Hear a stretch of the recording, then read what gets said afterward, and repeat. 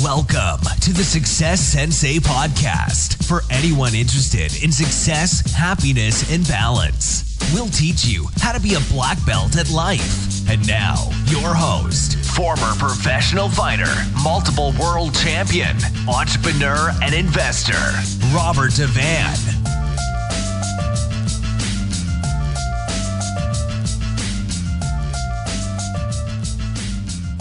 Welcome. This is Roundhouse Rob, the Success Sensei, bowing in and helping you to improve your life one kick and punch at a time. And today I'm going to be talking about it's not the taking part that counts. I did say it's not the taking part that counts. But just before I do the recording, I am actually recording this podcast from the dojo, from my club, from my studio.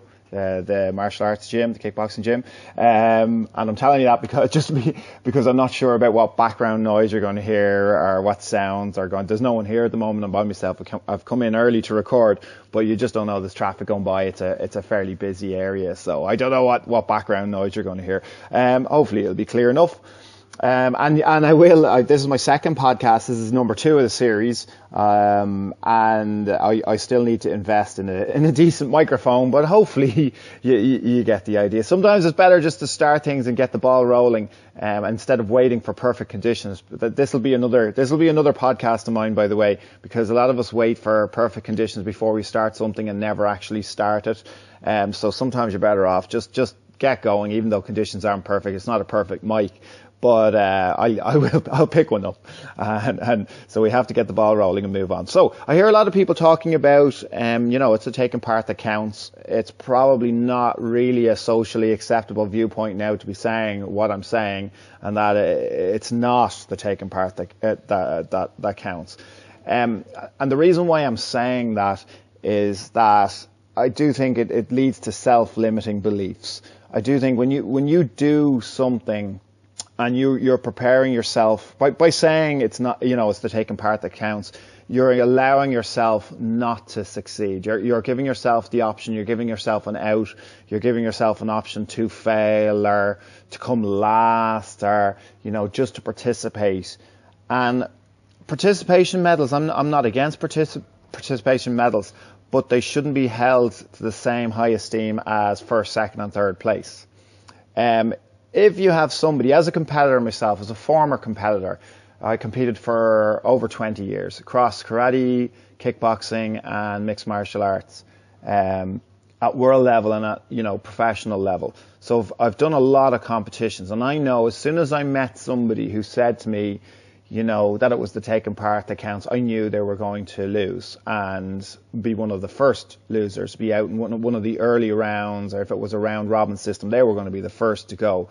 And while I admired their I admired their niceness, they were too nice. It's too nice a viewpoint, and one that is going to make you lose. My sport is, it's extreme competition. It's a one-on-one sport. It's not a team sport. If you're not out to win, you're definitely going to lose, because the person that you're fighting against, if they're out to win and you're just out to take part, you're already at a huge advantage. When I do these podcasts, one of my reasons for doing these podcasts is that even if nobody listens, I get no viewership or no listenership, is that I can pass on to my children. This is advice for my children, and advice that I wish someone had sat me down and spoken to me about, so I wouldn't have had to have lost so many things or so many fights before I got to the viewpoint that I currently have. I understand at an early age, for kids, 5, 6, it is really the taking part that counts. But it does, and I see a lot of people bring their 5-year-olds to our club, and for us to teach them kickboxing and martial arts, and they want us to embed this competitiveness in them, and I do believe that they're too young. But there comes a transition that once you start competing, taking part is fine, but once you actually start taking part, in the actual training and stuff is fine. But once it starts getting competitive, you need to think competitively and you need to be competitive. For me, yeah, I went to the extremes of it. Second place was, for me, was disgusting. Like silver medal, I know a lot of people would be happy with a silver medal or with a bronze. I would have been upset. I would have been very upset. I could have thrown the medal onto the bed or thrown it at the wall or thrown it across the room, or I wouldn't have been happy. And while that could be viewed as negative behavior, it did set me up for the gold medals. It did set me up for first place, and I was able to put that frustration and, I suppose, unhappiness, and dissatisfaction back into striving for gold. Now, without that, as I said, that can be viewed as very negative in today's society, but without that, you really are limiting your chance of getting a gold. You have to be a sore loser. You don't have to project being a sore loser. You don't have to let everybody know you're a sore loser. But inside, you have to be a sore loser. To be a strong and consistent winner, you have to abide losing. And speaking of losses, I've won, just taking it to professional MMA, just talking about professional mixed martial arts for a second. I've had 6 professional fights. Besides karate, besides kickboxing, besides all the losses and wins, we'll talk about just MMA, because that was my most recent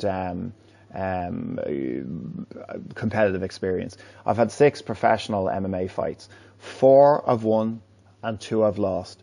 The 2 I've lost still plague me to this day. I've made peace with them, but they still, sometimes when I'm training, sometimes even if I was just on a treadmill or going for the jog, they're in my mind. They still to this day, those losses will never fully sit right, and they still help me to continue training or continue, if I'm feeling tired and I want to stop, they help me keep going forward. So while I don't let them be an unhealthy thing, it still does help to drive.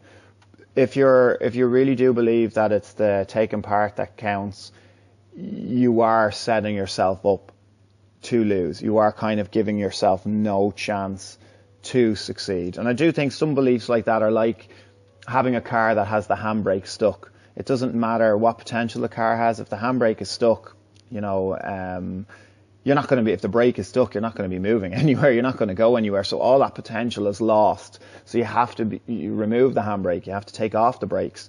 And I do think that by removing certain and allowing yourself to be this different person, to be this competitor, allowing yourself to strive for first place.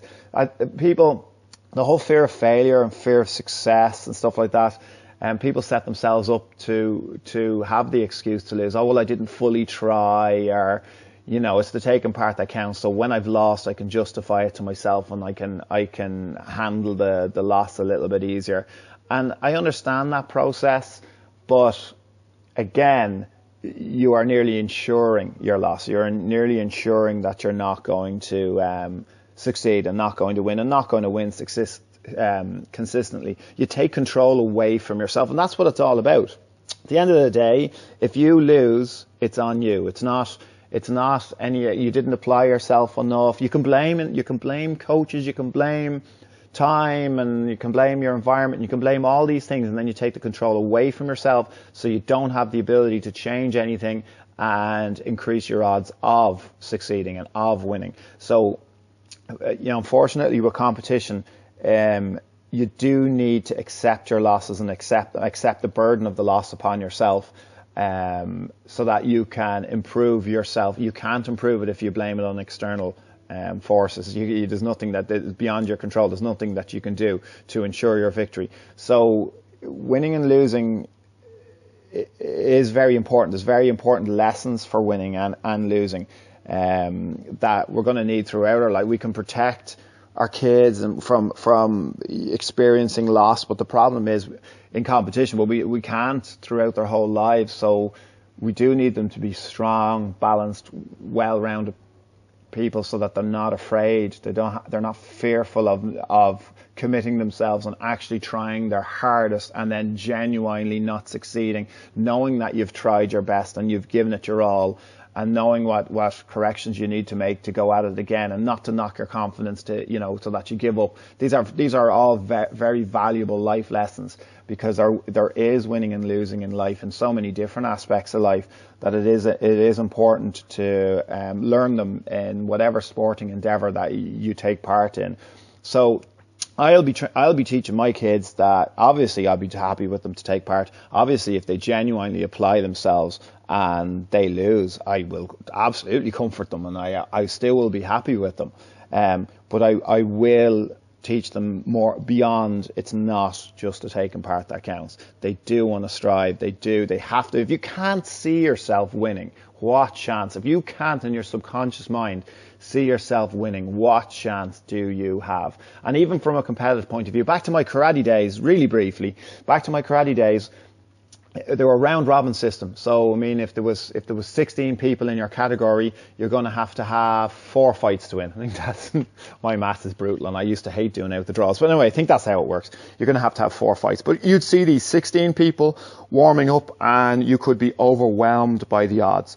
You could be, oh my God, how they all look really good, especially when your adrenaline is flying and your nerves are there, and you're looking at everybody. They all look really good, and you're saying to yourself, how the hell am I going to be able to succeed? How the hell am I going to be able to actually fight every single one of these? So what you basically do is you have to break it down slowly and realize that whoever stands in front of me on the mats at the time, I have the ability to beat. If you can't see that you have the ability to beat each person one at a time, then you have no chance of succeeding. So you have to break it down in your mind and just realize that as a person, I have the ability, and as an athlete and as a fighter, I have the ability to beat each one. All I have to do is beat one of these at a time to win. If you are reminding yourself and justifying that, oh sure, it's just taking part that counts, you are not going to be mentally strong enough to succeed and to win those 1 fights at a time. So have a think about that. All our moral values are different person to person.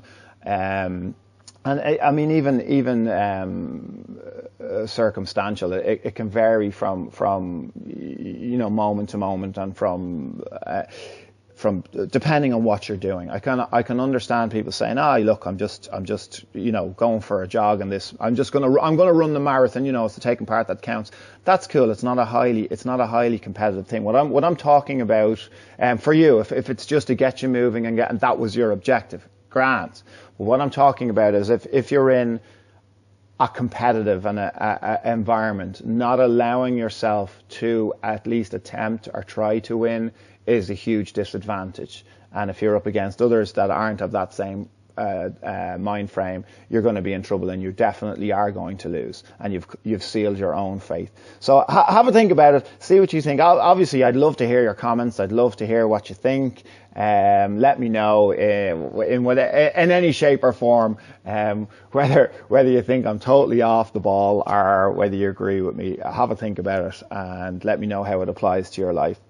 So hopefully that you're all having a good day. This has been the Success Sensei, Roundhouse Rob, and I'll talk to you later. Bowing out. This has been the Success Sensei, fighting the winning fight. So add us, subscribe, like, and comment. Keep those hands up and keep moving forward.